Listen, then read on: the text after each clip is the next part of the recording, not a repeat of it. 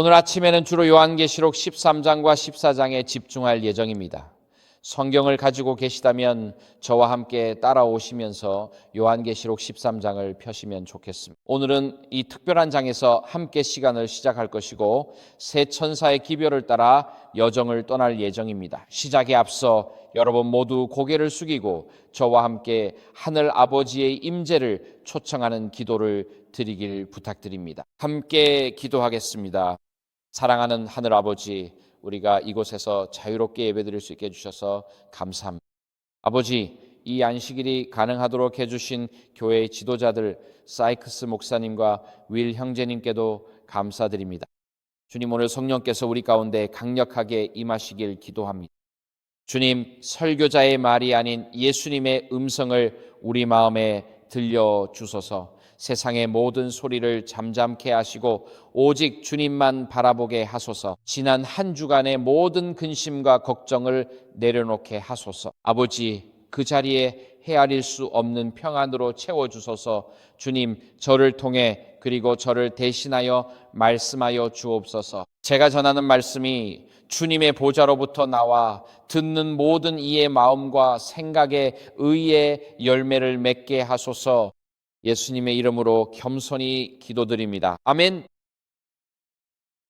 오늘의 첫 설교는 첫째 천사의 기별입니다. 첫 예배에서 우리가 다룰 주제입니다. 먼저 사탄이 마지막 때에 하나님의 백성을 공격하는 것에 대해 다루겠습니다. 그 다음 하나님께서 주시는 제안을 살펴보겠습니다.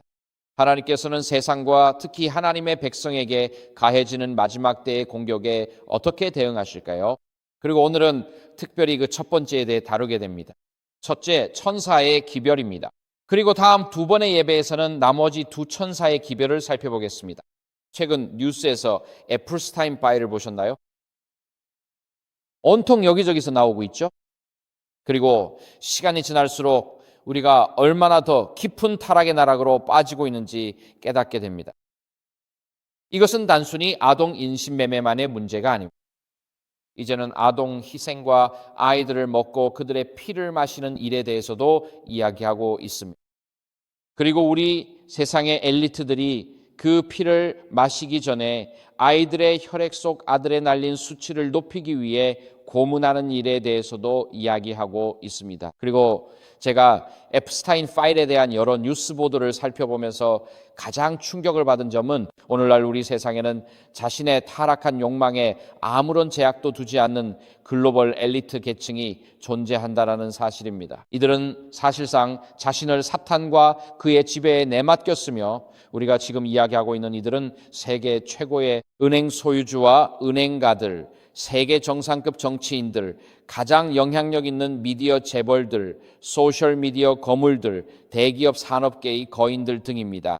그리고 저는 오늘날 우리 세상의 도덕적 경계 밖에서 그리고 법적 기준 밖에서 행동하는 계층이 존재한다는 것을 깨달았습니다. 이들은 지금까지 드러난 모든 일에도 불구하고 누구에게도 책임을 지지 않습니다.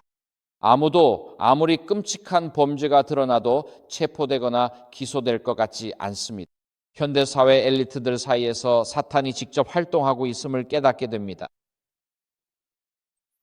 그리고 이 앱스타인 파일들은 우리의 눈을 가리고 있던 장막을 걷어내며 사탄이 삼킬 자를 찾으며 으르렁거리는 사자와 같다는 사실을 우리가 깨닫게 도와주고 있습니다. 계시록 12장 12절을 보면 사탄은 하늘에서 쫓겨나자 자기 시간이 얼마 없는 줄 알고 크게 분노하며 땅으로 내려왔습니다. 예수님도 마태복음 7장과 마가복음 12장 13장에서 거짓 선지자들이 일어나 택하신 자들까지 속이려 할 것임을 분명히 경고하셨습니다. 그리고 바울은 사도행전 20장 29절에서 신실한 자들 가운데서도 거짓 교사들이 일어날 것임을 우리에게 분명히 밝혔습니다. 또한 요한은 그의 첫 번째 서신 2장에서 적그리스도의 영이 이미 발전하고 성장하고 있음을 분명히 했습니다. 초대교회 시대에도 그랬습니다. 그래서 우리가 성경을 간략히 살펴보면 사탄이 이 지구상에서 선한 모든 것을 파괴하려고 일하고 있음을 알 수 있습니다. 그는 그리스도의 추종자들을 파괴하려고 하고 있습니다. 사탄은 인신매매와 유괴를 당하고 끔찍한 일을 겪은 이 어린 아이들 안에 있는 하나님의 형상을 파괴하려고 하고 있습니다. 사탄은 악령들을 통해 일하고 자연재해를 통해 일하며 거짓 교사들을 통해 일하고 거짓 메시아와 거짓 선지자들을 통해 일합니다. 그는 하나님을 모르는 세속적인 권세와 타락한 욕망을 따르는 통치자들을 통해서도 일합니다. 그리고 우리가 성경을 살펴보면 마지막 위기 때에는 하나님께서 말씀하시고 행하시는 모든 것을 모방하는 가짜 신성이 등장할 것임을 알 수 있습니다. 그리고 우리는 이것을 특히 요한계시록 13장에서 볼 수 있습니다. 그래서 요한계시록 12장, 13장, 14장은 요한계시록의 핵심이며 선과 악 사이의 마지막 위기를 묘사하고 있습니다. 요한계시록 12장은 하늘에서 전쟁이 있었고 사탄이 하늘에서 쫓겨났다는 사실을 파노라마처럼 개괄적으로 보여줍니다. 그리고 이제 이 땅에서 하나님의 성도들을 상대로 전쟁이 벌어지고 있습니다. 요한계시록 12장이 우리에게 가르쳐주는 요점이 바로 이것입니다. 그 다음 요한계시록 13장은 사탄이 용과 바다에서 올라온 짐승 그리고 땅에서 올라온 짐승을 통해 하나님의 교회를 어떻게 공격하는지를 설명합니다. 이 부분들은 잠시 후에 좀 더 자세히 다루겠습니다. 그리고 요한계시록 14장은 하나님께서 사탄의 이러한 공격에 어떻게 대응하시는지를 설명합니다. 요한계시록 12장은 계엄이다. 성과 악의 전쟁은 도시거리와 우리 마음속에서도 일어납니다. 13장은 사탄의 공격 방식을, 14장은 세상이 공격받을 때 하나님의 대응을 보여줍니다. 그래서 우리가 방금 그려본 이 더 넓은 그림 안에서 사탄은 거룩하지 못하거나 가짜 신성을 이루어 하나님의 성도들을 공격하고 있습니다. 이제 그 거룩하지 못한 신성의 첫 번째 구성원은 요한계시록 12장과 13장 1절에 나오는 용입니다. 그리고 이 용의 정체는 무엇일까요? 요한계시록 12장에서는 이 용이 에덴 동산의 뱀과 연관되어 있으며 요한계시록 12장 9절에서는 그를 마귀이자 사탄이라고 부릅니다. 그리고 그 용은 자신의 권세를 땅의 짐승과 나눕니다. 그리고 바다의 짐승과도 나눕니다. 그래서 이 용은 선과 악의 대쟁투에서 하나님 아버지께서 맡으신 역할에 대응하는 존재로 보입니다. 하지만 지금은 바다의 짐승과 땅의 짐승 자체에 집중하고 싶습니다. 요한계시록 13장 1절은 이렇게 말합니다. 거기에는 요한계시록 12장의 이미지, 즉 여자와 용이 있고 임신한 여자가 있습니다. 그리고 순결한 교회가 시대를 거치며 공격을 받습니다. 사탄에 의해 말이죠. 하지만 요한계시록 13장 1절로 넘어가면 본문은 이렇게 말합니다. 이렇게 기록되어 있습니다. 내가 보니 바다에서 한 짐승이 올라오는데 10뿔과 7머리가 있고 그 뿔들에는 10개의 왕관이 있으며 그 머리들에는 하나님을 모독하는 이름들이 있더라. 재림교인이 바다의 짐승이라 부르는 이것은 역사적 교황권과 동일시됩니다. 이 묘사 속 7머리와 10뿔의 짐승을 보며 전에도 본 적 있는지 묻는다면 답은 분명히 그렇습니다. 요한계시록 12장에서는 3절의 용이 묘사되어 있는데 그곳에서 큰 붉은 용이 7머리와 10뿔을 가지고 있다고 나옵니다. 그래서 이 바다의 짐승은 용을 닮았습니다. 그도 7머리와 10뿔을 가지고 있습니다. 요한복음 14장 9절에서 예수님께서 이렇게 말씀하십니다. 누구든지 나를 본 사람은 아버지를 보았다.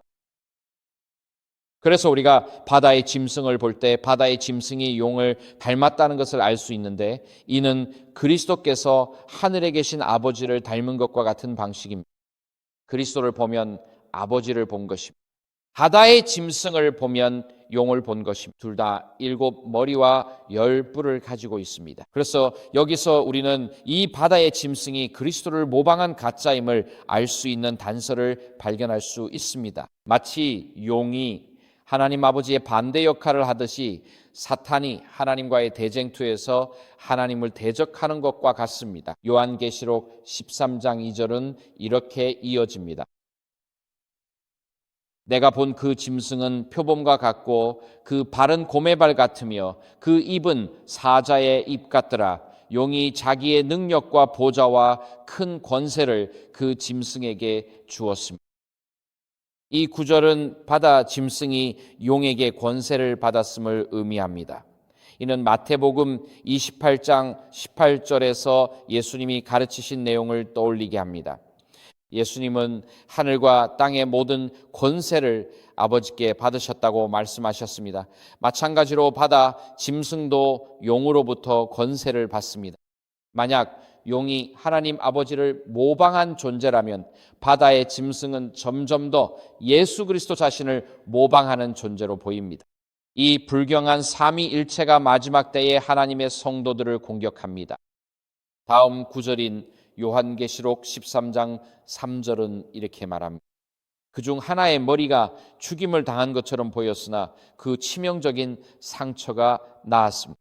온 세상이 놀라서 그 짐승을 따랐습니다. 이 구절에서 사도 요한은 우리가 바다의 짐승이 행하는 이 거짓 사역의 중요한 부분을 놓치지 않기를 원합니다. 요한계시록 13장 8절에서는 예수 그리스도에 대해 설명합니다. 거기에는 이렇게 기록되어 있습니다. 땅에 사는 모든 사람들이 즉 바다의 짐승을 경배할 것이며 그 이름이 발견되지 않은 모든 사람들입니다. 세상이 창조된 때부터 어린 양의 생명책에 기록되지 않은 자들입니다. 그 어린 양은 죽임을 당하셨습니다. 지금 화면에 빨간색으로 표시해 두었는데 보시다시피 죽임을 당한이라는 그 구절이 바로 예수 그리스도를 가리키는 정확히 같은 표현입니다. 완전히 똑같은 구절입니다. 헬라어 그리스어로 보면 바다의 짐승의 머리 중 하나가 죽음의 상처를 입는 것과 동일한 표현이 사용됩니다. 같은 단어가 사용된 것입니다. 이것이 우리에게 무엇을 말해줍니까? 예수님이 창세전부터 죽임당하고 살아나신 것처럼 이 짐승도 죽은 듯 보이다가 부활함을 뜻합니다. 즉 이 짐승은 점차 예수 그리스도를 모방하는 가짜가 되어갑니다. 예수님은 아버지께 권세를 받으셨습니다. 바다 짐승은 용에게 권세를 받고 예수님을 보면 곧 아버지를 본 것이듯 짐승을 보면 사탄을 본 것이죠. 예수님은 창세 전부터 죽임당하셨으나 부활하셨음을 알 수 있죠. 그리고 이 바다의 짐승도 마치 죽임을 당하는 것처럼 보입니다. 여기서도 그리스도로 같은 동사가 사용되고 있습니다. 바다의 짐승도 그리스도처럼 죽음과 부활을 겪습니다. 계시록 13장 4절에 따르면 사람들은 짐승에게 권세를 준 용과 짐승을 경배하며 누가 이 짐승과 같으며 누가 대적하리오라 말합니다. 이 표현은 특정 이름과 의미가 상통합니다. 예수님인 미가엘의 이름은 누가 하나님과 같으냐는 뜻으로 바다에서 올라온 짐승은 예수 그리스도의 거울상과 같습니다. 예수님의 이름 중 하나는 미가엘, 즉 누가 하나님과 같으냐인데 이 누가 바다 짐승과 같으냐라는 표현은 거의 평행을 이루는 구절로 사용되고 있습니다. 그리고 요한계시록 13장 5절에서는 바다 짐승이 일정 기간 동안 권세를 받았다고 나와 있습니다.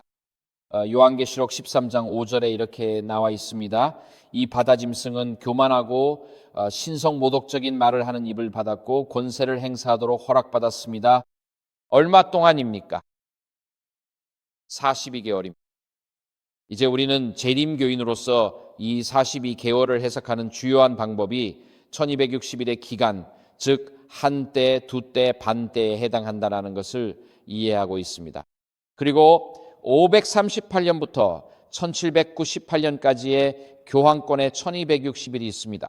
우리는 묵시록적 예언에서 하루가 실제 시간의 1년을 의미한다는 것을 이해하고 있습니다. 우리는 이것을 재림교인으로서 이해하지만 다른 관점에서 본다면 예수 그리스도의 지상 사역은 얼마 동안이었습니까? 3년 반입니다. 주후 27년 가을부터 주후 31년 6월절까지였습니다.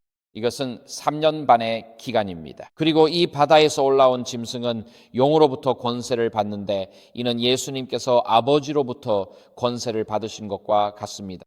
바다 짐승을 보면 곧 용을 보는 것입니다. 예수님을 보면 곧 하늘 아버지를 본 것입니다.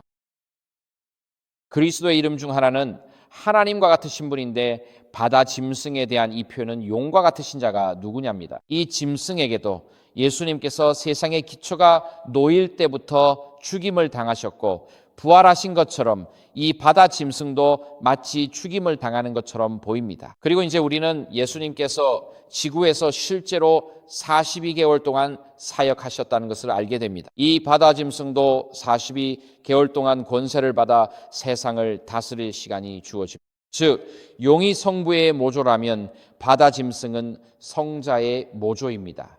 이 짐승은 그리스도의 모습을 흉내내나 그 실체는 예수의 왜곡입니다. 이 바다 짐승은 신성 모독적 권세인 교황권이자 예언속 적그리스도입니다.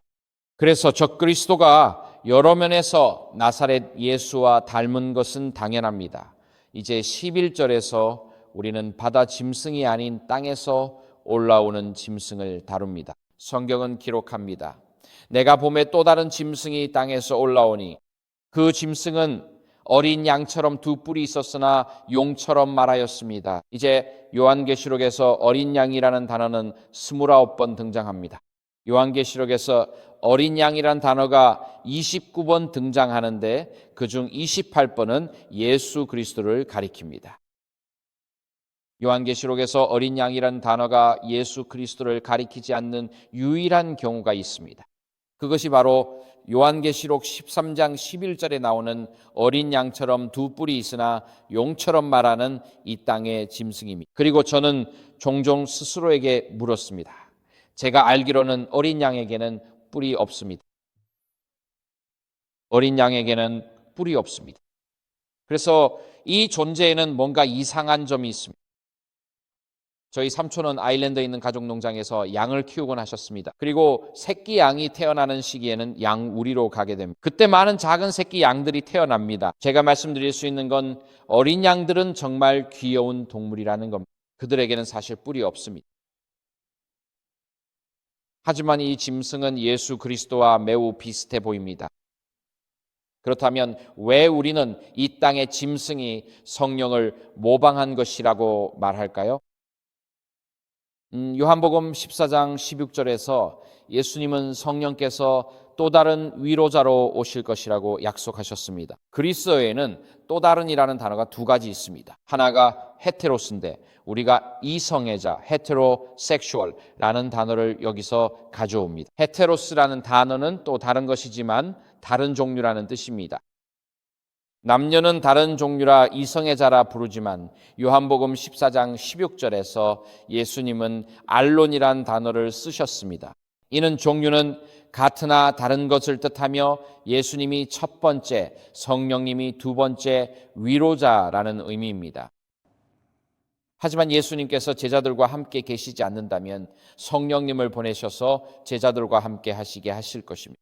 성령님은 본래 위로자가 아니셨으며 원래 위로자는 그리스도 자신이셨습니다. 성령의 사역은 제자들의 삶에서 예수님의 활동을 대신하는 것이었습니다. 성령은 예수님의 사역을 본받아 그분을 대신해 일하십니다. 요한계시록 13장 12절에서 땅에서 올라온 짐승은 첫째 짐승의 모든 권세를 행사하며 땅의 거주민들이 상처난 첫째 짐승을 경배하게 만듭니다. 즉 땅에서 올라온 짐승은 자신을 드러내기보다 바다 짐승의 권세와 명성을 높이는 것이 목적입니다. 마찬가지로 성령님도 자신을 드러내지 않고 예수님을 영화롭게 하며 우리로 하여금 예수님을 바라보게 하고 복음서에서 그리스도께서 하신 말씀을 기억나게 하십니다. 따라서 땅에서 올라온 짐승이 바다에서 올라온 짐승과 맺는 관계는 성령님이 예수 그리스도와 맺는 관계와 같습니다. 다음 구절인 요한계시록 13장 13절은 이렇게 말합니다. 그것은 큰 이적을 행하며 심지어 모든 사람이 보는 앞에서 하늘에서 땅으로 불을 내리게 합니다.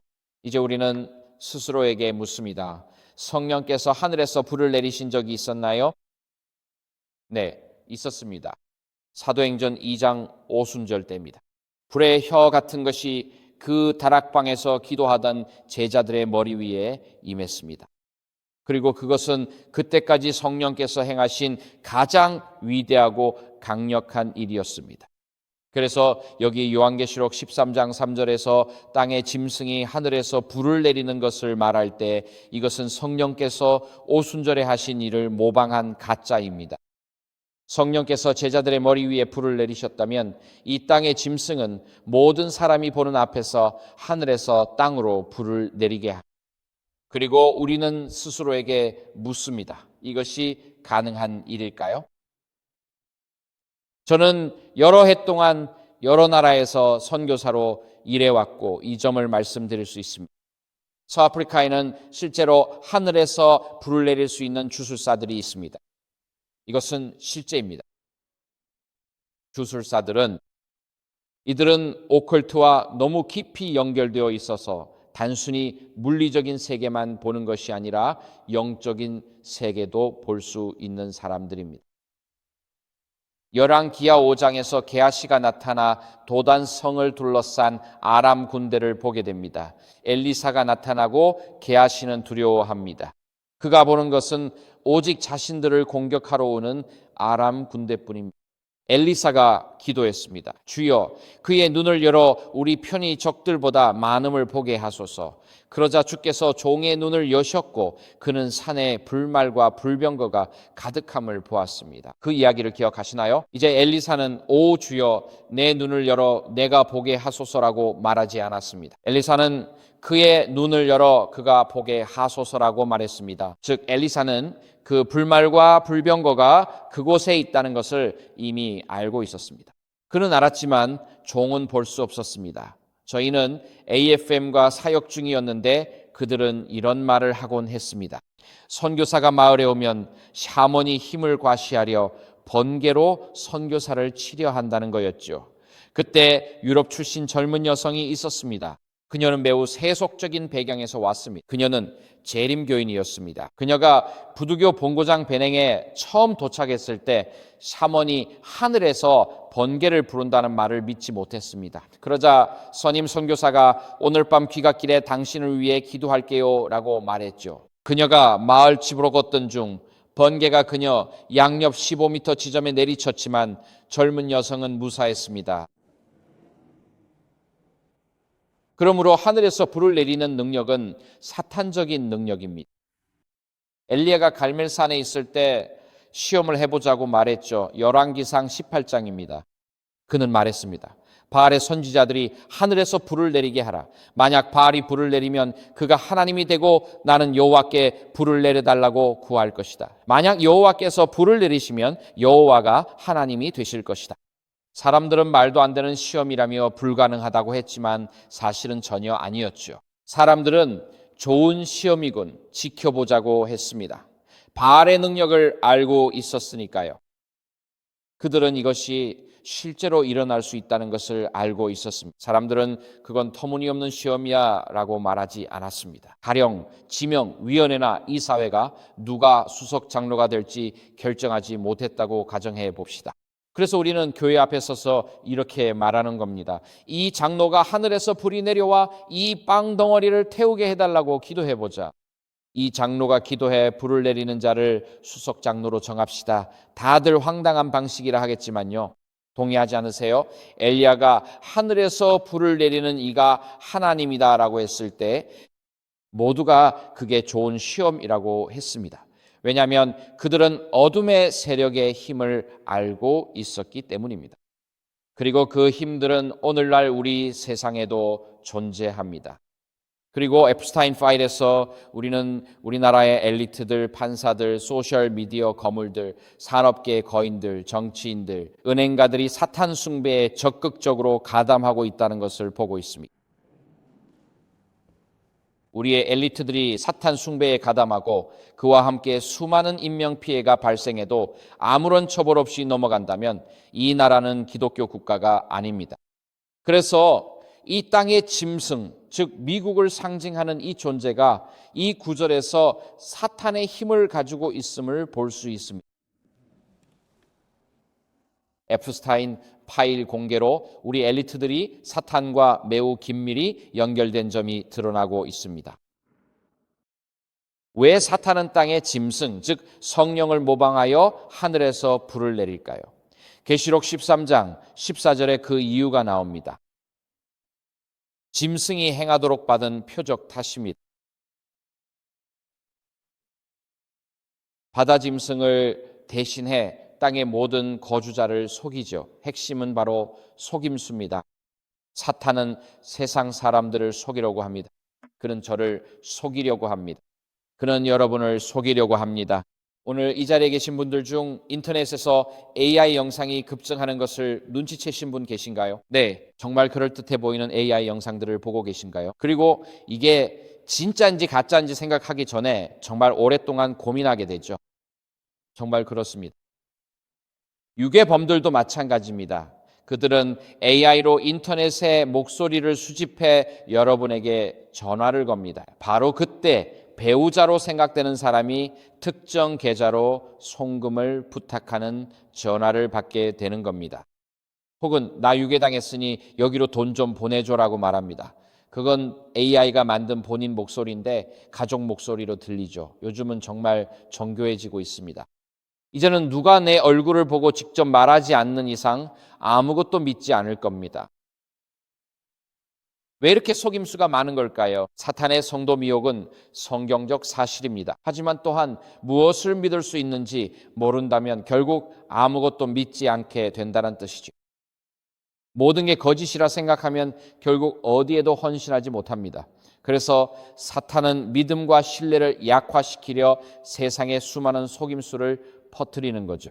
아무도 무엇을 믿어야 할지 모르고 누구도 속고 싶지 않기 때문에 결국 누구나 어떤 것에도 헌신하지 않게 되는 거죠. 그래서 신뢰의 붕괴는 사실상 사회가 존재할 수 있는 기반 자체를 파괴하게 됩니다.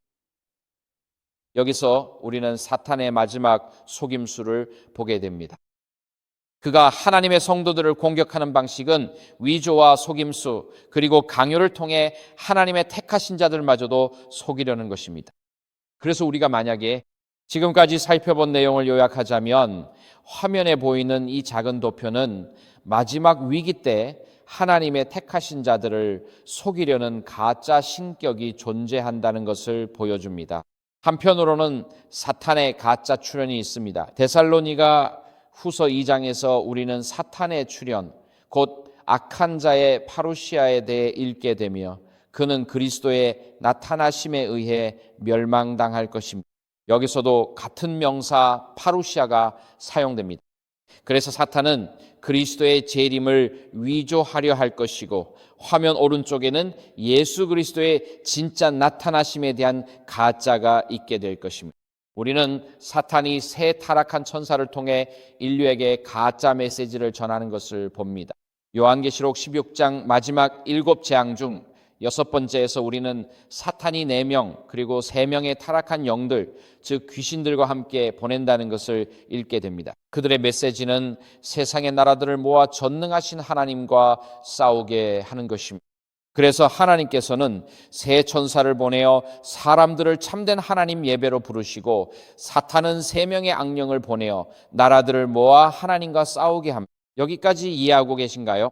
그리고 다음으로 이 내용에서 우리는 사탄에 의한 예수 그리스도의 가짜 사역과 참된 예수 그리스도의 사역을 보게 됩니다. 그리고 여러분이 성경을 펴보시면 화면에는 없지만 성경을 펴보시면 알 수 있습니다. 데살로니가후서 2장 9절을 보시면 데살로니가후서 2장 9절입니다. 그곳에는 마지막 때에 사탄이 나타나 세상 나라들을 속이는 모습이 묘사되어 있습니다. 이제 대쟁투라는 책에서 이 부분에 대해 언급하고 있는데 사탄이 한편으로는 전 세계적으로 자연재해를 일으키고 또 다른 한편으로는 직접 나타나서 이렇게 말할 것이라고 합니다. 이 자연재해들은 하나님의 계명을 지키는 자들 때문에 일어난 것이며 이러한 자연재해를 멈추기 위해서는 우리 모두가 한 주의 첫째 날인 거짓된 예배일에 예배를 드려야 한다고 말할 것입니다. 그래서 데살로니가후서 2장은 사탄의 이러한 출현에 대해 설명하고 있습니다. 9절을 보면 8절 마지막 단어가 그의 임함이라는 것을 볼 수 있습니다. 그것이 보이시나요? 그의 임함이요. 이것은 그리스도의 재림을 가리키는 것입니다. 하지만 데살로니가후서 2장 9절의 첫 부분은 사탄의 출현, 즉 사탄의 임함을 언급하고 있습니다. 왜냐하면 데살로니가 후서 2장 9절의 첫 부분에 이렇게 나와 있기 때문입니다. 불법한 자의 임함은 사탄의 활동을 따라 모든 능력과 표적과 거짓 기적들로 나타난다. 이제 이 세 단어를 마음에 잘 새겨두세요. 능력, 표적, 그리고 거짓 기적들입니다. 그 다음 사도행전 2장으로 넘어가서 베드로가 오순절에 그리스도의 사역을 어떻게 설명했는지 살펴보세요. 사도행전 2장 22절에서 사도 베드로가 이렇게 말합니다. 사도행전 2장 22절 그는 말합니다. 이스라엘 사람들아 내 말에 귀를 기울이십시오. 나사렛 예수는 하나님께서 여러분에게 능력과 기적과 표적으로 증언하신 분입니다. 그래서 예수님께서는 능력과 기적과 표적의 사역을 하셨고 사탄은 능력과 표적과 거짓 기적의 사역을 합니다. 그래서 마지막 때에 사탄과 그의 사역이 나타날 때 그것은 예수 그리스도의 사역처럼 보일 것입니다. 예수님께서 행하신 것과 같은 종류의 기적들이 나타나겠지만 사탄의 사역과 그리스도의 사역의 유일한 차이점은 사탄의 사역이 거짓이라는 점입니다. 그것은 속이는 사역입니다. 예수님은 능력과 표적과 기적이십니다. 사탄은 능력과 표적과 거짓 기적입니다. 그래서 로마서 10장 16절에서 이렇게 말합니다. 믿음은 하나님의 말씀을 듣는 데서 오지 기적을 행하는 데서 오는 것이 아닙니다. 믿음은 하나님이 인간 마음에 역사하실 때 생깁니다. 로마서 10장 14에서 16절 말씀처럼 믿음은 말씀을 듣는 데서 옵니다. 믿음은 기적에 달린 게 아닙니다. 누가 그 기적을 행했는지 알 수 없어서입니다.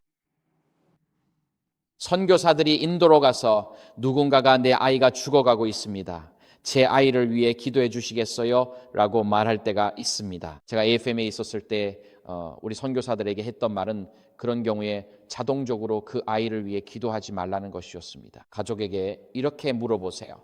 이미 힌두 사원에서 푸자를 드렸습니까? 카리나 가네시 비슈누에게 치유의식을 이미 행하셨습니까?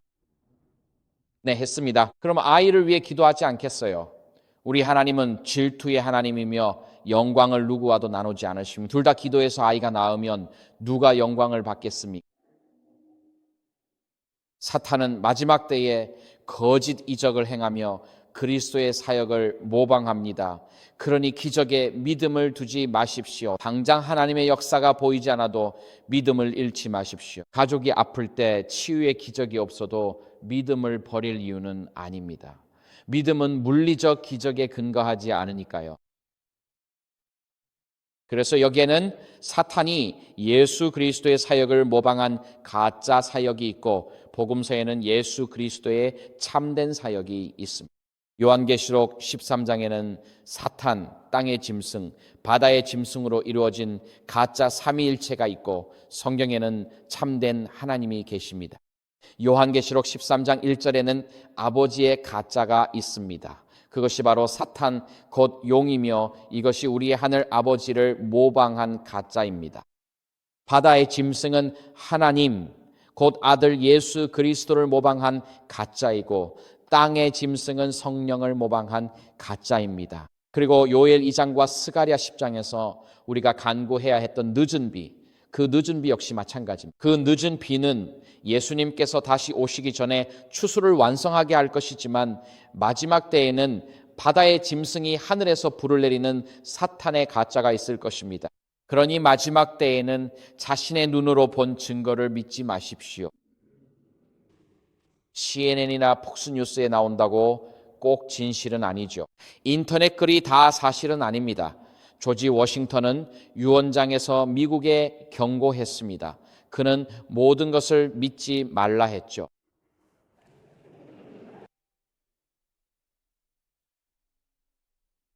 그러므로 믿음은 하나님의 말씀을 듣는 데서 옵니다.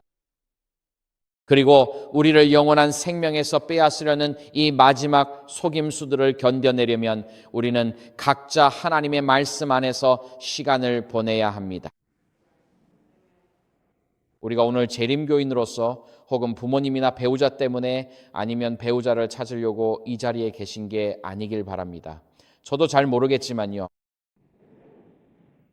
제가 보기에 젊은이들은 성장하면서 세 가지 단계를 거치는 것 같습니다. 1단계는 나는 누구와 결혼할까? 2단계는 누가 나와 결혼해 줄까? 3단계는 과연 누가 나와 결혼해 줄까입니다. 사람들은 성장하며 이 세 단계를 거치게 됩니다. 제 아버지는 더블린에서 목사로 계셨고 사실상 영국의 전통적인 노동자 계층 식단인 피시앤칩스 봉지로 연명하고 계셨습니다. 그리고 연합회장이 저를 찾아와서 이렇게 말했습니다. 바이니 목사님, 결혼하지 않으면 굶어 죽을 겁니다. 그래서 제 아버지는 결혼을 해야 했고 실제로 그렇게 하셨습니다. 그런 이야기입니다. 아무튼 왜 제가 제 과거에서 그런 작은 일화를 꺼냈는지 잘 모르겠습니다. 아니면 제 과거에서 말이죠.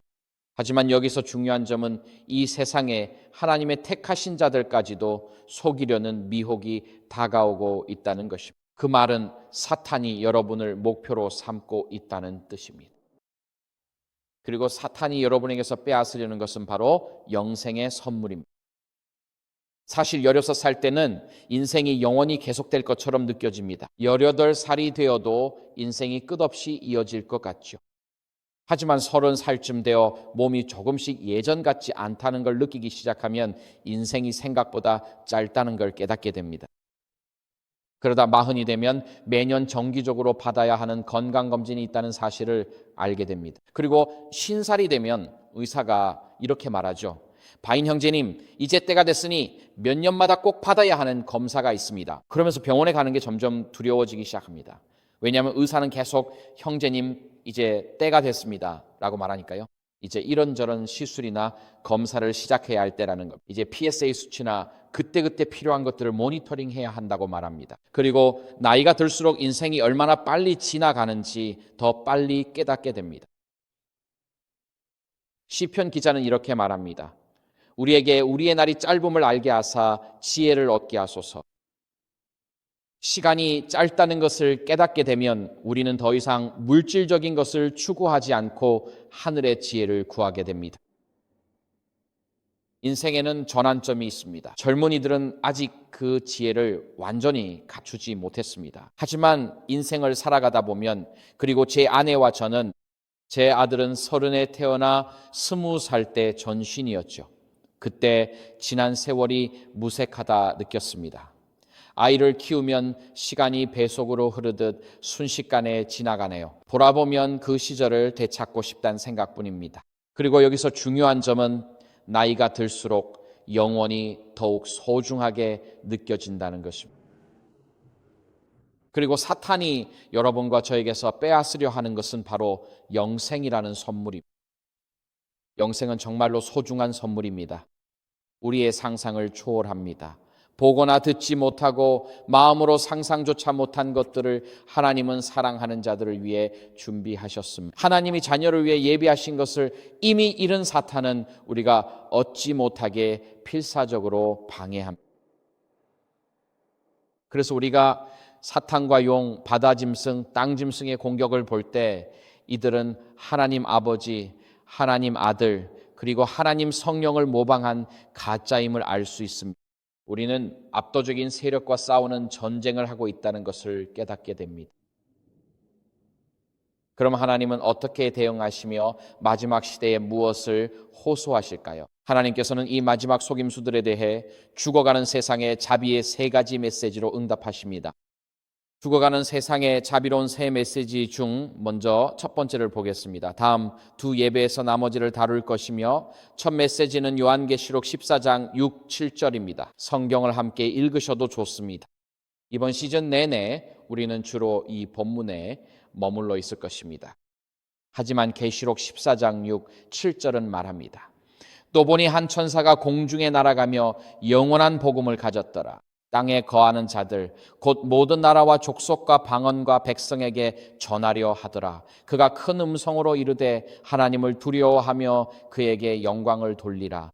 이는 그의 심판의 시간이 이르렀음이니 하늘과 땅과 바다와 물들의 근원을 만드신 이를 경배하라고 하더라. 이것은 사탄의 공격을 받고 있는 세상에 대한 하나님의 첫 번째 자비의 메시지입니다.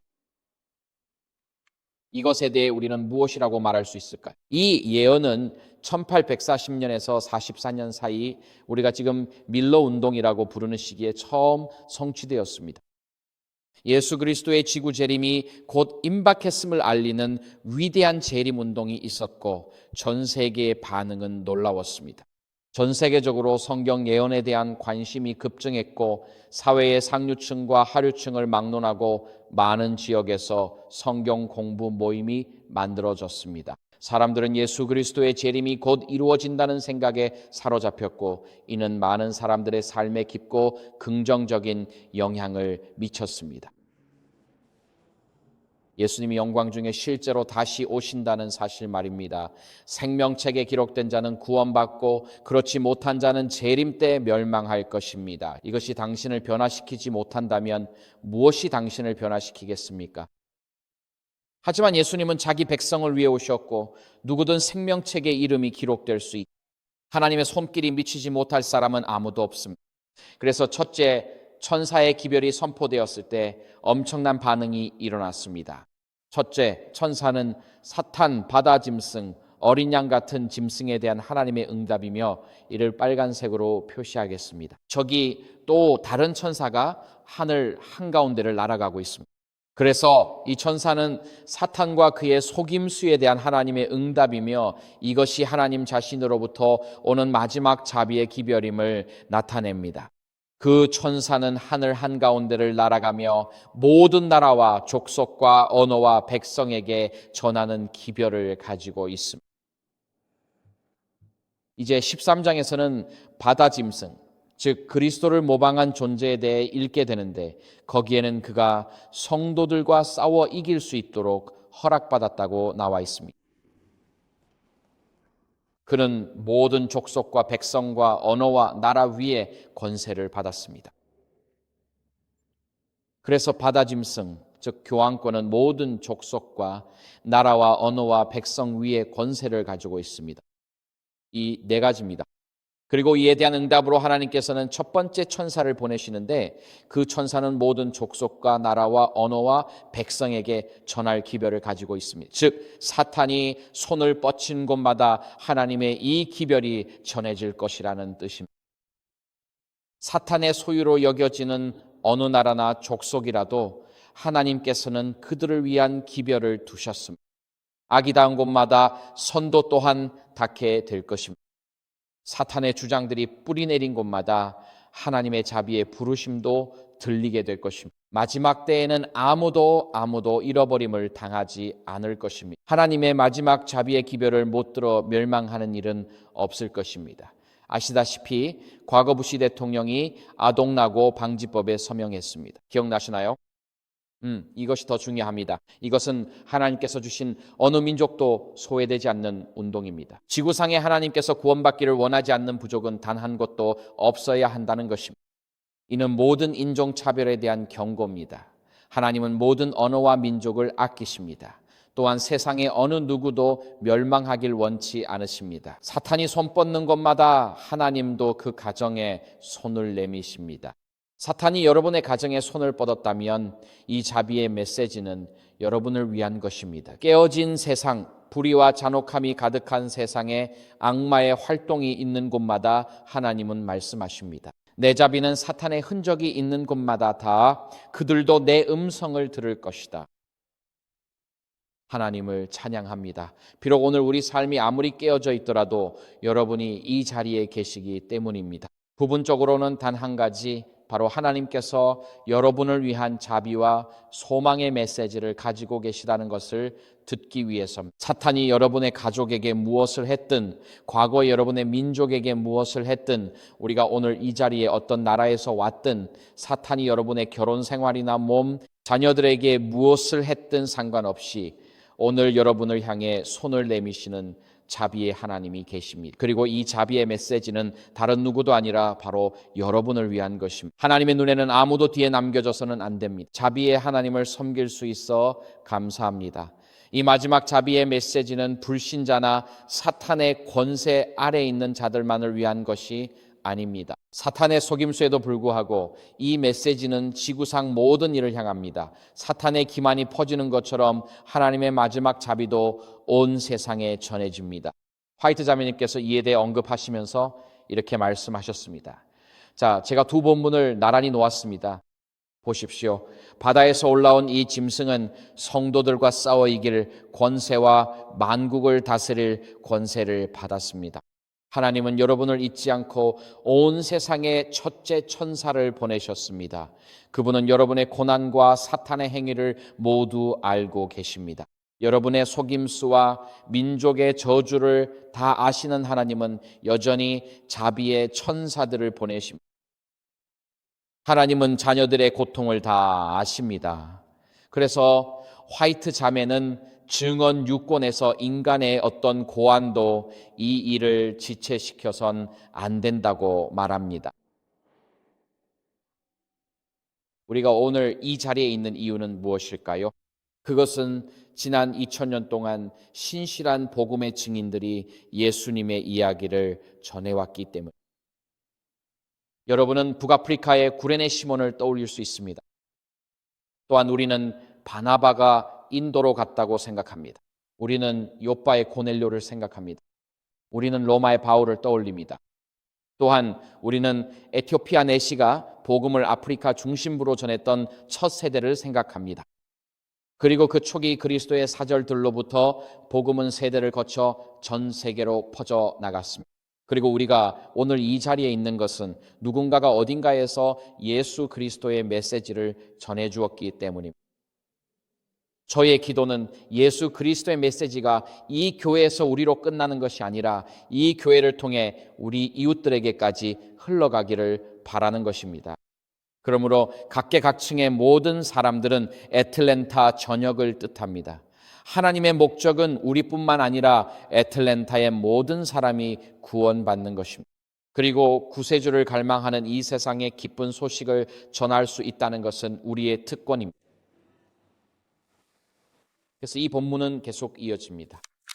여러분이 화면에서 빨간색으로 강조된 부분을 볼 수 있습니다. 이 천사는 영원한 복음 또는 영속적인 복음을 전합니다. 이것은 에덴에서 선포된 것과 같은 복음, 곧 뱀의 머리를 짓밟을 자에 대한 약속입니다. 이 복음은 구약의 선지자들 그리고 사도들에 의해 선포된 복음입니다. 그 복음이 바로 하나님의 마지막 때 호소에서 선포되어야 할 복음입니다. 복음이란 그리스도의 탄생, 사역, 가르침, 죄인을 향한 사랑, 갈보리의 죽음과 부활, 승천, 하늘, 성소, 봉사에 대한 소식입니다. 또한 생명책에 이름이 기록된 백성을 위해 곧 다시 오신다는 약속입니다. 그리고 이 천사는 모든 나라와 족속과 언어와 백성에게 가서 마태복음 24장 14절에서 그리스도께서 말씀하신 약속을 성취합니다. 이 천국 복음이 온 세상에 증거로 전파되리니 그제야 끝이 오리라.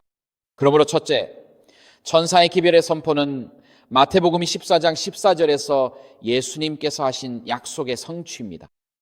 그래서 본문은 이렇게 말합니다. 실제로 히브리서 4장 2절의 앞부분을 보면 바울은 유대인 그리스도인들에게 이렇게 말합니다. 복음이 우리에게 전해진 것과 같이 그들에게도 전해졌다. 오늘날 어떤 사람들은 구약의 하나님과 신약의 하나님이 다르다고 말하거나 구약 시대의 복음과 신약 시대의 복음이 다르다고 말합니다. 그러나 사도 바울은 여기서 같은 복음이 우리, 즉 사도 시대에 전해진 것처럼 그들에게도 전해졌다고 말합니다. 그가 언급하는 것은 시내산에서 일어난 일, 즉 하나님의 율법이 복음 메시지의 필수적인 부분이라는 점입니다. 복음에는 창세기 3장 15절에 나오는 구속자의 약속이 포함되어 있습니다. 복음은 시내산에서 선포되어 입법자를 가리킵니다. 예수님과 사도들 모두 전파했습니다. 복음은 죄인을 사랑하고 대신하고 죄를 지고 용서하며 곧 오실 구주에 대한 소식입니다. 화이트 자매는 원고 32에서 언급합니다. 거기서 그녀는 하늘 한가운데를 나는 천사가 선포한 메시지는 영원한 복음이며 에덴에서 선포된 복음이라 말합니다. 하나님께서 뱀에게 말씀하시기를 내가 너와 여자 사이에 내 씨와 여자의 씨 사이에 원수를 두리라 하셨습니다. 그가 내 머리를 상하게 할 것이요 너는 그의 발꿈치를 상하게 할 것이다. 여기 구세주에 대한 첫 번째 약속이 있었으니 그분은 전쟁터에 서서 사탄의 권세와 맞서 싸우고 그를 이길 분이십니다. 그리스도께서는 하나님의 거룩한 율법에 나타난 대로 하나님의 품성을 나타내시기 위해 이 세상에 오셨으니 그분의 율법은 곧 그분의 품성의 사본입니다. 그리스도는 율법이자 복음이셨습니다. 영원한 복음을 선포하는 천사는 하나님의 율법도 선포합니다. 왜냐하면 구원의 복음은 사람들을 율법에 순종하도록 이끌기 때문입니다. 이로써 그들의 품성이 신성한 형상을 따라 형성됩니다. 그러므로 여러분은 나는 복음의 그리스도인이다라고 말하면서 하나님의 율법을 폐할 수 없습니다. 왜냐하면 율법은 하나님의 품성 자체를 나타내는 표현이기 때문입니다. 믿음으로 말미암는 칭의는 우리가 칭의받을 때 죄에 대해 무죄로 선언된다는 의미이지만 그 이상을 의미합니다. 1888년 기별에 따르면 칭의란 의롭게 함을 뜻합니다. 하나님은 죄인의 부족한 부분을 채워주십니다. 이는 단순한 법적 선언을 넘어 믿음으로 말미암는 칭의가 죄인을 내면부터 변화시킨다는 것을 의미합니다. 하나님께서 내 마음에 자신의 율법을 기록하셔서 내가 그분의 뜻을 행하고 싶어지게 하십니다. 그래서 본능적으로 나는 그분의 뜻을 따르게 됩니다. 그래서 시편 기자가 말한 것처럼 나는 주의 뜻 행하기를 즐거워합니다. 여러분도 아시겠지만 제가 올해로 결혼 26년째입니다. 결혼 생활을 하다 보면 배우자가 무엇을 원하고 어떻게 생각하는지 알게 되더라고요. 공감하시나요? 신혼 때는 상대방의 생각을 알기 위해 계속 소통에 대해 이야기하게 됩니다. 하지만 결혼 26년이 지나면 그렇게 많이 소통하지 않아도 상대방이 무슨 생각을 하는지 알 수 있습니다. 소통을 멈추라는 말은 아니지만 아시잖아요. 상대방이 무슨 생각을 하는지 알게 됩니다. 결혼 첫 해에 누군가 저에게 코린 다음 주 목요일 밤에 우리 집에 올래? 라고 물어보면 저는 좋아요 라고 대답했을 거예요. 아내에게 다음 주 목요일 밤에 누구 좀 만나기로 했어 라고 하니 아내가 뭐 한 거야? 라고 하더군요. 아내가 우리 집에서는 목요일 밤이 안식일 준비의 밤인 거 몰라? 라고 말했죠. 아 맞다 그랬네. 그걸 깜빡했어요. 아내는 왜 미리 안 물어봤냐고 했고 26년이 지난 지금 전 늘 먼저 묻는 법을 배웠죠. 이젠 아내에게 안 물어봐도 돼요. 목요일은 안식일 준비로 바쁘니까요. 그래서 전 본능적으로 그날은 안 된다고 말하죠. 기도회가 있는 수요일 대신 화요일이 아마 유일하게 쉴 수 있는 밤일 거예요. 그래서 누군가와 함께 인생을 걸어가다 보면 그 사람의 성품을 알게 되고 그 사람도 내 성품을 알게 되죠. 서로가 서로를 닮아가고 서로의 모습을 반영하게 됩니다. 화이트 여사의 말처럼 예언의 신에서 자주 언급된 말은 바라봄으로 변화된다는 것입니다. 우리가 구주 예수님을 더 바라보고 그분의 가르침을 묵상할수록 그분의 성품을 닮아가며 무엇이 옳은지 더 잘 알게 됩니다. 의롭게 되면 마음을 변화시킵니다. 하나님의 율법은 그분의 거룩한 성품의 사본이기 때문입니다. 하나님과 화목하게 되면서 그분의 성품과 화목하지 않을 수는 없습니다. 예를 들어 누군가와 결혼할 때 실제로 무엇과 결혼하는 것일까요? 네, 그들의 성품이죠. 맞아요. 제가 처음 아내를 봤을 때는 바쿠에 있는 독일 대성당에 앉아 있었는데 시야 한쪽 구석에서 한 젊은 여성이 걸어 나오는 것을 봤습니다. 그녀는 겨울이라 긴 갈색 코트를 입고 있었고 옆으로 살짝 움직이더니 제 바로 앞에 앉았습니다. 그녀의 얼굴을 보지는 못했지만 저 사람이야 라고 생각했습니다. 웃기겠지만 26년째 행복한 지금 제 아내는 남자는 참 단순하다더군요. 그래서 제 판단이 맞았냐고 물었죠. 아내가 왜 결혼했냐 묻길래 답했죠. 옆으로 걷는 모습이 참 우아했거든. 이렇게 인생의 중요한 결정들이 내려지기도 합니다. 결혼 상담에서 이런 방법을 추천하진 않겠어요. 누군가 앞에서 옆으로 움직여보라고 하는 건 좀 그렇죠. 하지만 저는 그녀가 움직이는 모습에서 우아함을 받고 그녀는 무슬림 국가에서 젊은 여성으로 혼자 앉아 있었어요. 그녀가 확고한 재림 교인임을 알았습니다. 이슬람 국가의 교회에 홀로 있는 모습만으로도 충분했죠. 그녀가 돌아섰을 때 전 안도했고 그건 정말 탁월한 선택이었어요. 그녀가 저를 사랑하게 된 방식이 제가 그녀를 사랑하게 된 것과는 조금 달랐어요. 하지만 시간이 흐르며 이를 깨달았습니다. 경건한 아내는 경건한 남자의 삶에서 성령의 임재와도 같습니다. 경건한 아내의 말을 경청하세요. 이해 안 돼도 성령의 음성일 수 있습니다. 시간이 흐르며 배운 건 가까워질수록 서로의 생각을 더 잘 알게 된다는 겁니다. 우리는 항상 서로의 연장선이 되어가죠. 우리는 그리스도 안에, 그리스도는 우리 안에 계셔야 합니다. 그리스도 안에 있다는 건 의롭다함, 즉 무죄 선고를 받는 것입니다. 그분이 대신 죽으셨으나 내주하시는 그리스도는 영광의 소망입니다.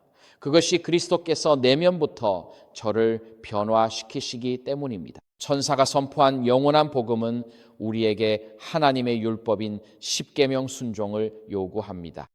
참된 믿음으로 말미암은 칭의는 죄인을 의로운 사람으로 변화시키며 이제 하나님의 율법이 우리의 마음에 새겨집니다. 그래서 칭의의 자연스러운 표현은 하나님의 계명에 순종하는 것입니다. 제 아내가 오늘 즉 발렌타인데이에 저에게 이렇게 말합니다. 오늘 이 맞죠? 좋은 상기입니다.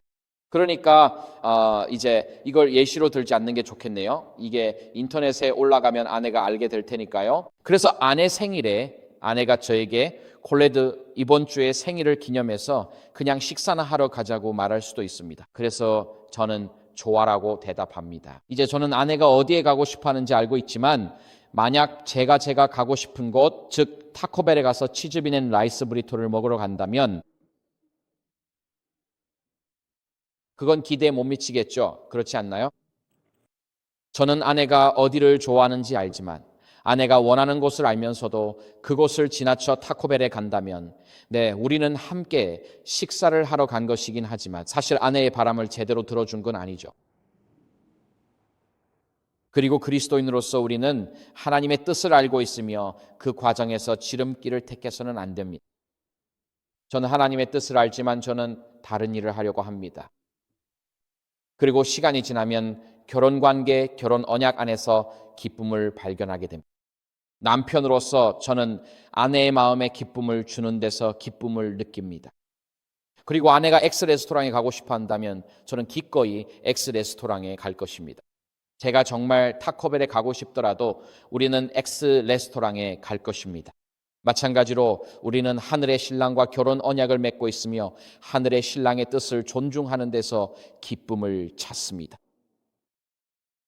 그래서 이 영원한 복음은 첫째 천사의 기별을 통해 선포되며 변화된 삶과 새로워진 마음, 그리고 하나님께서 우리의 돌 같은 마음을 제거하시고 살과 같은 마음을 주시도록 초대하는 것입니다. 본문은 이어서 요한계시록 14장 12절에 이렇게 말합니다. 그 말씀은 이렇게 말합니다. 여기에는 성도들의 인내가 필요합니다. 그들은 하나님의 계명을 지키고 굳게 믿는 자들입니다. 예수님을 믿는 신앙으로 정당성은 그것이 세상에 드러날 때 비로소 표현됩니다. 변화된 마음과 새롭게 된 의지로, 그리고 하나님의 계명에 대한 사랑과 순종으로 우리 자신의 타락하고 결함 있고 죄악된 욕망 때문이 아니라 A.T. 존슨은 1888년에 아메리칸 센티넬에서 이에 대해 글을 썼습니다. 그는 이렇게 말했습니다. 우리는 오직 그리스도의 순종으로만 사람이 의롭게 된다고 믿습니다. 목회하며 본이 많은 재림교인이 임종시 구원에 확신이 없다는 점을 알게 되었습니다. 그리고 임종을 앞둔 재림교인들에게서 가장 흔히 듣는 말은 바로 이것입니다. 나는 충분히 선하지 않아요. 내 인생을 망쳤어요. 내 인생을 돌아보면 후회로 가득 차 있습니다. 하나님은 다른 사람들은 구원하실 수 있지만 나는 그분의 은혜가 미치지 못하는 존재. 성경의 답은 이렇습니다.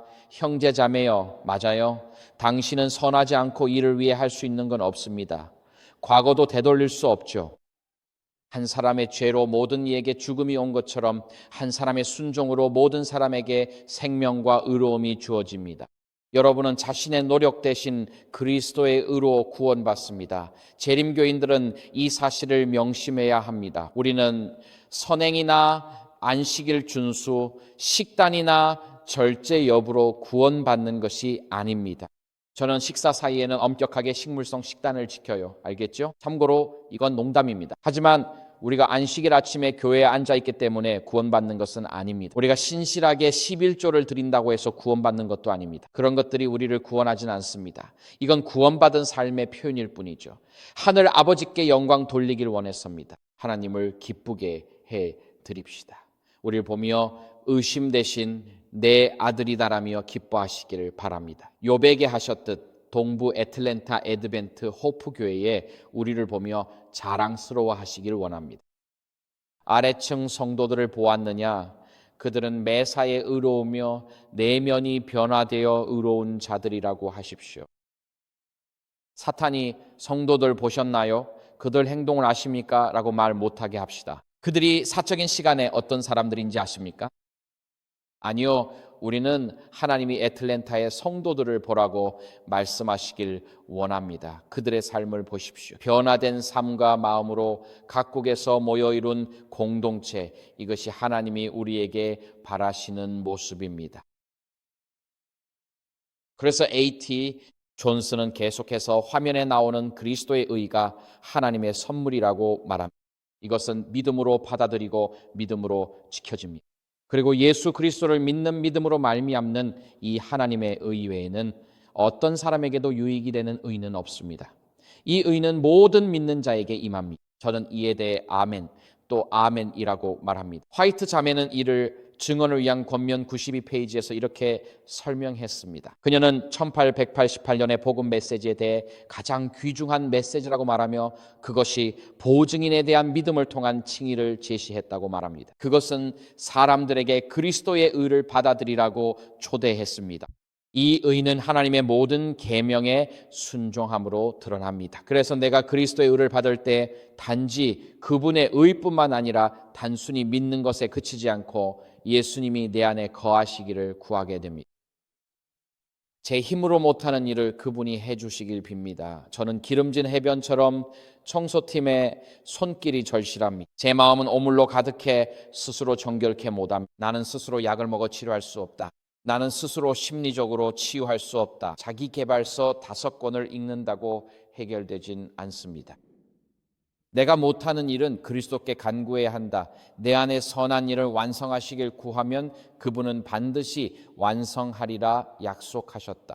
그분의 때와 그분의 방법으로 그 과정에서 내가 해야 할 일은 그분과 함께 그 여정을 동행하며 매 순간마다 그분께 저항하지 않는 것이다. 그리고 본문은 계속해서 말한다. 그는 큰 소리로 약간 강조하듯이 하나님을 두려워하고 그분께 영광을 돌리라고 말했다. 여기서 하나님을 두려워한다는 것은 하나님을 경외하고 그분의 위대한 능력과 우리 삶에서 행하시는 일들을 인식하는 것을 의미한다. 우리는 하나님을 우리의 창조주이자 구속주로 인정하며 첫째 짐승의 주장과 둘째 짐승이 강요하는 짐승의 표에 대한 하나님의 주권을 확언합니다. 그렇다면 그분께 영광을 돌린다는 것은 무엇을 의미할까요? 성경으로 비교해서 본다면 요한계시록 16장을 보면 거기서 요한계시록 16장 8절은 마지막 재앙들에 대해 말하고 있습니다. 그곳에서는 하나님의 심판을 받으며 고통받는 자들이 회개하지 않고 하나님께 영광을 돌리지 않았다고 기록되어 있습니다. 그러므로 그 구절에서 단 2장 뒤에서 하나님께 영광을 돌린다는 개념은 죄에서 돌이키는 것과 동의어입니다. 그러므로 하나님을 두려워하고 그분께 영광을 돌리라는 명령은 회개하라는 부르심입니다. 세례 요한이 왔을 때 그는 회개하라 천국이 가까이 왔다고 말했습니다. 예수님께서 오셨을 때도 마태복음 3장에서 회개하라 천국이 가까이 왔다고 말씀하셨습니다. 오순절의 사람들이 우리가 구원을 받으려면 어떻게 해야 합니까? 라고 물었습니다. 사도행전 2장 38, 39절입니다. 회개하고 주 예수 그리스도의 이름을 믿으라고 했습니다. 알겠습니까? 그래서 세례 요한은 하나님의 나라에 들어가는 첫 번째 길이 회개라고 말했습니다. 예수님께서도 우리가 회개해야 한다고 말씀하셨습니다. 오순절 사도 베드로도 회개를 촉구했습니다. 새 천사의 첫째 기별은 하나님을 경외하며 영광 돌리라는 것으로, 이는 악한 길에서 돌이키라는 뜻입니다. 우리가 악한 길에서 돌이킬 때 우리는 하나님께 더 가까이 나아가게 됩니다. 사도 야고보도 마귀를 대적하라고 말했습니다. 그러면 마귀가 너희를 피할 것입니다. 다음 구절은 하나님을 가까이 하라, 그리하면 너희를 가까이 하시리라고 합니다. 즉 우리 얼굴은 하늘 아버지를 향하거나 아니면 사탄을 향해 있는 거죠. 회개란 우리 삶을 사탄의 통제에서 돌이키는 것입니다. 우리는 하나님께 삶의 주권을 맡겨달라고 요청하는 겁니다. 회개는 악한 길에서 돌이키는 것만을 의미하지 않으며 내 삶의 방향을 바꾸는 것입니다. 나는 사탄의 거짓과 유혹이 아닌 하나님의 뜻을 따르기로 한 것입니다. 그러므로 하나님을 경외하며 영광을 돌림은 악한 길에서 회개해야 함을 뜻합니다. 전도서 12장 13절입니다. 하나님을 경외하고 그 계명을 지키는 것이 사람의 본분입니다. 그리고 요한일서 5장 3절, 이것이 하나님의 사랑입니다. 하나님의 사랑은 곧 우리가 그의 계명을 지키는 것입니다. 그러므로 은혜에 기반한 교회란 율법의 요구가 여전히 유효하다고 말하지만 하나님의 은혜로 극복할 수 있다고 말하는 교회입니다. 은혜에 기반한 교회는 율법이 갈보리에서 폐지되었으니 이제 마음대로 해도 된다고 말해서는 안 됩니다. 그것은 성경적이지 않습니다. 하나님의 율법은 오늘날에도 여전히 인류에게 유효합니다. 오늘날 미국의 세속 사회에서도 제프리 앱스타인 사건에서 일어난 끔찍한 일들을 보면 알 수 있습니다. 이것은 많은 사람들의 마음에 아직도 하나님의 율법이 새겨져 있다는 것을 보여줍니다. 많은 사람들이 그 섬에서 그리고 그 아이들에게 일어난 일에 대해 본능적으로 끔찍함을 느끼고 있습니다. 사람들이 충격을 받는다는 것은 그들의 마음속에 아직도 하나님의 흔적이 남아있다는 것을 말해줍니다. 이런 일들이 일어나고 있다는 사실에 여전히 도덕적 분노를 느끼고 있다는 것입니다. 그러니 우리가 세속적인 사회에 살고 있을지라도 앱스타인 사건에 대한 분노는 이 나라와 전 세계에 아직도 사랑의 하나님의 흔적을 마음에 지닌 사람들이 있다는 것을 보여줍니다. 이는 우리에게 희망이 됩니다. 우리가 하나님의 계명에 순종을 권할 때 그들은 그 의미를 이해하기 때문입니다. 하나님께 영광을 돌림에 대해 원고 16은 말합니다. 하나님께 영광을 돌린다는 것은 우리 성품 속에 하나님의 성품을 드러내 알리는 것입니다. 우리가 아버지와 아들을 어떻게든 알릴 때 하나님께 영광을 돌리는 것입니다. 그래서 하나님께서는 우리의 성품을 통해 세상에 자신의 성품을 드러내길 원하십니다. 우리 자신의 성품을 통해서요,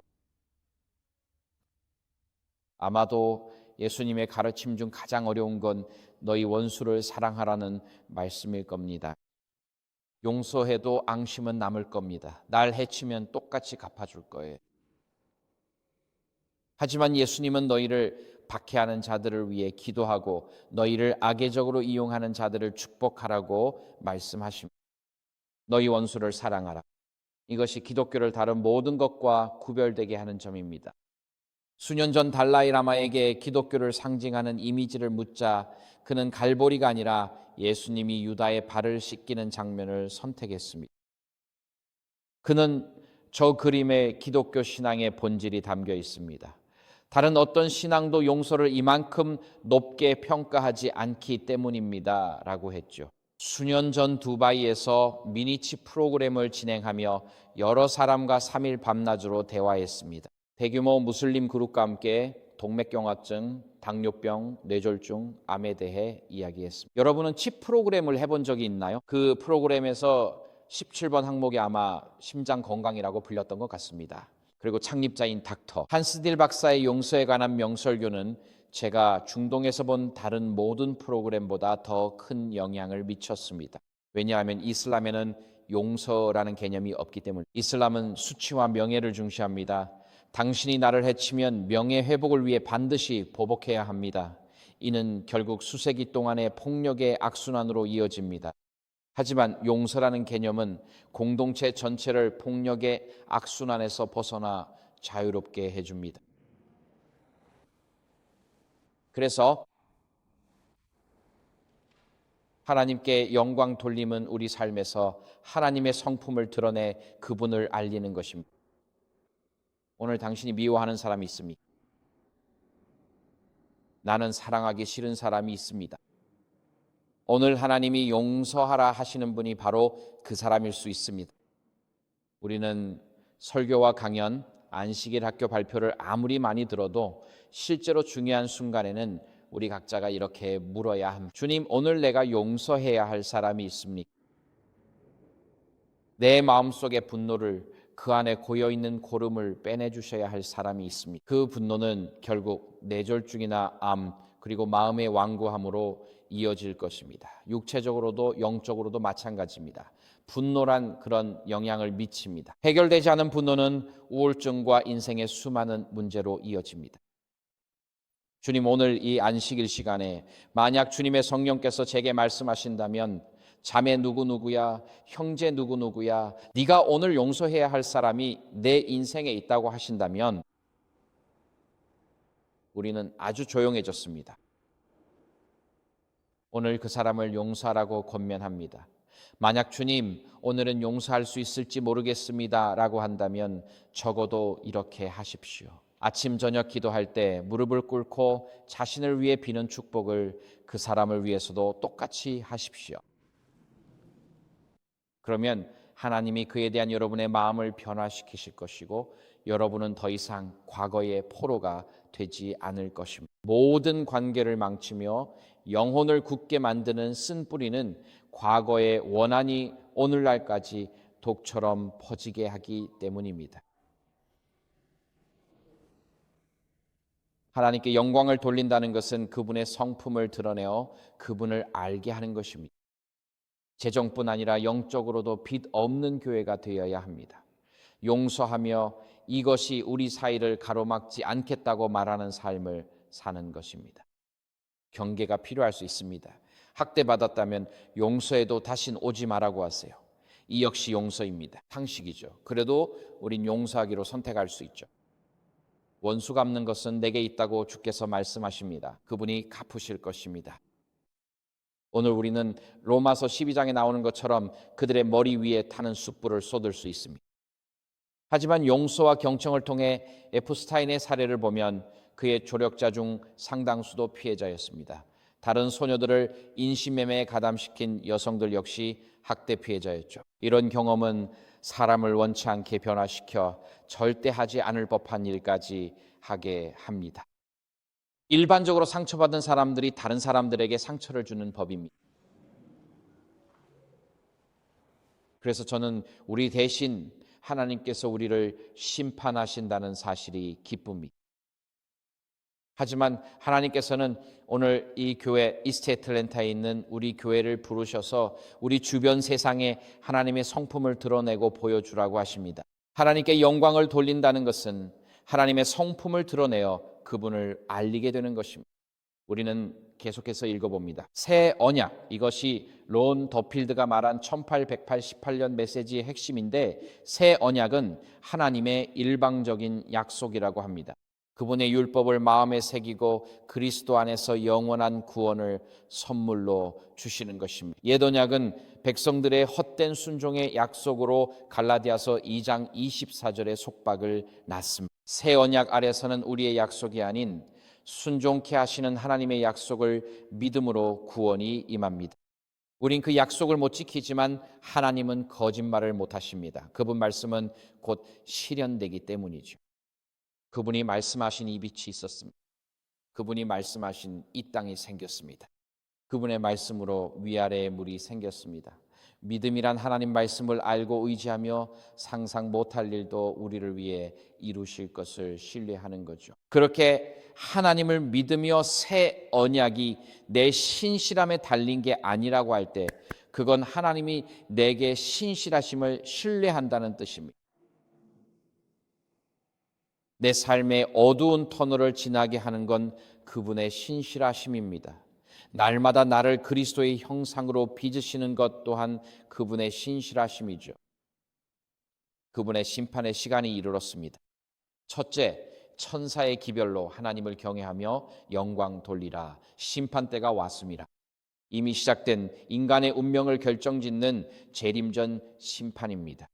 이 심판은 다니엘서 8장 13절과 14절에 기록된 1844년에 시작됐습니다. 하늘에서 진행되는 이 재림전 심판은 새 천사의 기별 선포와 병행되는 인류를 향한 하나님의 마지막 자비의 기별입니다. 모든 사람은 복음을 받아들이거나 거절하는 결정에 대해 하나님께 도덕적으로 책임이 있습니다. 그 누구도 하나님의 심판을 피할 수 없습니다. 전도서 12장 14절에는 하나님께서 모든 행위와 모든 은밀한 일을 선악간에 심판하시리라고 기록되어 있습니다. 하늘의 심판에는 검열된 이메일이 없습니다. 어떠한 검열도 없습니다. 권력자들을 보호하는 일도 없습니다. 불편한 진실이 드러나는 것을 막기 위한 은폐도 없습니다. 하나님께서는 모든 행위와 모든 은밀한 일을 선악을 불문하고 심판하실 것입니다. 바울은 모든 사람이 하나님의 심판대 앞에 서서 행한 대로 심판받는다고 합니다. 고린도후서 5장 10절입니다. 첫째, 천사의 기별은 멸망을 원치 않으시는 하나님의 회개와 믿음의 호소입니다. 전도서 12장 14절은 모든 행위와 은밀한 일을 심판하신다 하셨고, 베드로후서 3장 9절은 아무도 멸망치 않기를 바라시는 하나님의 마음을 전합니다.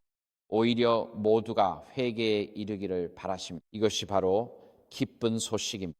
그리고 여러분이 성경을 펴서 화면에는 나오지 않겠지만 이제 첫째 천사의 기별에 대한 논의의 마지막 부분에 다다르면서 로마서 8장을 찾아보시면 아주 유명한 구절이 있습니다. 거기에는 이렇게 나와요.